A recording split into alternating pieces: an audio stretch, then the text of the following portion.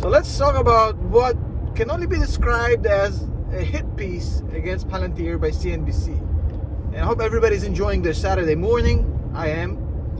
Now check this out. CNBC put out a very long video with Mr. Sorkin and his guest. I don't know who the guest is. Talking about how Palantir basically had their insiders sell $1 billion worth of shares in the height of the price action on Palantir in 2021. So the whole narrative of this piece was that while everybody was gaga about this company, these guys were heavily selling it off, and all the way to $1 billion worth of sales, while the retail investors got screwed. Now here's what they're not telling you, because this whole narrative is complete garbage BS. I'll explain. So here's the story here. So basically, we had this plan that was granted to Alex Karp about 12 years ago in 2010, and in that plan he received 60 million shares of Palantir for cents on the dollar. I don't even remember, something ridiculous, pretty much for free. And you have to remember, in 2010, I mean, the company was pretty much, an esoteric government contractor, private company, not a lot of liquidity. I mean, it is what it is. Now, a year later, in 2011, he got another grant of another 10 million shares, I believe. So in total, 10 plus years ago, he got 70 million shares of Palantir. Now, the expiration date on this was, I believe, December 3rd, off the top of my head, December 3rd, 2021. So unless he would have exercised, meaning that unless he would have purchased the shares based on the option agreements that he had, these option agreements would have expired on December 4th, 2021. Which means that if he wanted to buy these 70 million shares of Palantir, he had to do that by no later than December 3rd, 2021. And much like Alex Karp, I'm assuming Shyam Sankar and Stephen Cohen and a lot of the other insiders had similar plans. I'm assuming with smaller amounts, but the idea was very, very similar. So basically, what happens in this situation, that's what they're not telling you, which is, I think, an atrocious way of reporting about this, is that basically Alex Karp had to exercise all his options by December 3rd, 2021, and he did. So when he did that, he basically paid tax on the market price of the shares. So if you exercise 70 million shares at a market price of about $24 per share, which it was back in the day, that means you're in the hook for about $1.8 billion of taxable employee benefits, which is pretty much like salary. So you're getting taxed at his tax level with state tax and whatever. I don't know if it's California state tax or Colorado, whatever it is. I don't know. It's probably close to 50% because it's an employee benefit. It's not a capital gains tax. So you're on the hook for hundreds of millions of dollars, probably close to $700, $800 million of tax on these employee options exercise. Now you have to understand that there's no money coming in. I just want to explain this. When you exercise options, you're actually paying money. You're paying whatever, I don't know, 20, 30 cents per share to buy the shares. So you have an expense, you're buying a lot of shares, and then you have to pay tax because the government sees this as a benefit from the employer to you, rightfully so. You're getting shares for 20 cents that are worth $20, right? So the difference between the couple of cents that you pay per share to buy it and the market price of the share is a benefit to you. So you should be taxed for that, 100%. I have no problem with that. But the problem is that for the recipient of the options, in this case Alex Karp, Stephen Cohen, and Shyam Sankar, there's no money to pay. I mean, none of them have $800 million or more. I believe it was $1 billion in total with all three of them included. So, and that's common practice. Anybody who's in this industry will tell you that this is common practice. What needs to be done in this situation is that you exercise the options, and you sell shares in an adequate amount just to pay the tax. Because, I mean, if they wanted to sell more shares than just to pay the tax, they would have sold at a higher amount. At a higher rate, not just the tax. And I know it sounds convoluted, but I'll explain in a second.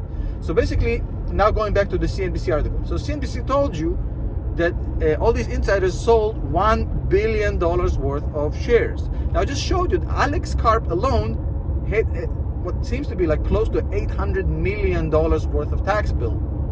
If you add on top of that, I don't know exactly how much, maybe it's less, maybe I just spent on my phone, whatever. I don't know, probably more, probably less, I don't know. But he had a couple $100 million worth of tax bill to pay, and that's indisputable. What exactly the amount was, I'll just assume 800 million for the purpose of this video, for simplicity. And if you add in Sham Sankar and Stephen Cohen, it's probably close to $1 billion. It's exactly the number that CNBC told you that they sold. So what happens is you sell shares and you take the proceeds from these sales, okay? And then you essentially pay taxes with it. But the one thing you have to realize is when you sell these shares, you also have a tax liability on that. That's capital gains tax already. So you're selling, you're generating another taxable event, you're paying off capital gains tax, and the remainder is being used to pay off the tax on the employee options exercise. So the entire narrative here, $1 billion worth of insider sales in 2021 is just employee stock options exercises and selling just enough to pay the tax bill. That's it. There was no extra money. I mean, Alex Karp isn't a billionaire. He doesn't even qualify as a 100 millionaire at this point. I don't believe so. I mean, his salary is what, like $1 million a year? I mean, he's wealthy, and I'm sure he's doing just fine, and he's going to be extremely wealthy one day when he sells the shares, but he hasn't gotten any new money. So these sales is just to pay the taxes on the options, and I don't know why CNBC refused to talk about it, because this is literally common practice. Elon Musk did it. Every single founder did it. It's not unusual. Now, the other thing they talk to you about is the dilution, and they'll pull up these charts showing you the dilution of the shares in Palantir, and they'll show you, well, Palantir in 2019 had 600 million shares, and now they have 2 billion shares. That's not good. Well, what they don't tell you is that from 600 million shares to 1.75 billion shares, that's just the DPO. When the company decides to go DPO, which means direct public offering, and not IPO, not initial public offering. By the way, IPOs screw the retail investors, and DPOs are equal opportunity kind of game. That's why you do it. You try to benefit the retail investor. So when you go the DPO route, employees get more stock so they can create the market, because the only ones who can create the market is the current shareholders and employees.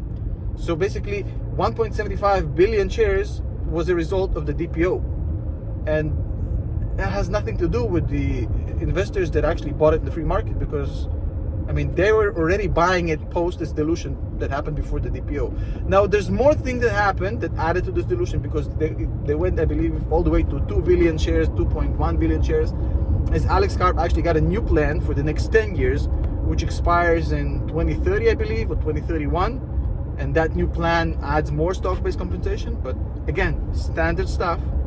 All I got to say about it. And just look at the dilution. It's still diluting quite heavily. They're still diluting about 10% per quarter, which is a heavy dilution. But it's not like they're not like doubling the share count every quarter. Why they're still heavily diluting 10% per quarter is a big dilution, I'm not gonna lie. It's because they're setting up a whole new sales department, which did not exist up until like a year and a half ago. So there's a lot of stock-based comp that's involved in that as well. Now, there's a fair criticism that is not being made against Palantir, which I'll make here as devil's advocate here, which I don't know why they would not explain this. So the one criticism you could have against Palantir is basically saying, well, look, Alex Karp had all these shares expiring in late 2021. What happens if the company does not go public? He has to exercise them, and he has to sell in the private market to pay for the tax. And the amount of money he would have gotten in the private market would not come close to what you get in a liquid public market. So potentially you could say that their decision to go public in October 2020, a year before the expiration of all these options, was driven partially by the desire of insiders to essentially get a better price for the stocks they're selling to pay the tax on the options exercise. And potentially it may have been one of the causes, because, I mean, another potential reason would be the insanely good market, because as you remember in October 2020, the market was incredibly good. And if it takes 6 months to plan an IPO or DPO in this case, and they've started in March, it seems like they rode the wave as well. But there are a lot of companies that did that. Palantir wasn't the only company who tried. As a company, you're always trying to go public when the market is the best. It's just good business. And I don't think it's a huge problem, but I mean, these things should be said, and again, have not been covered currently in mainstream media. But all I can say about it, just don't believe the hype. Do your own research. I actually mean it. Go read this stuff. I mean, it's all public information.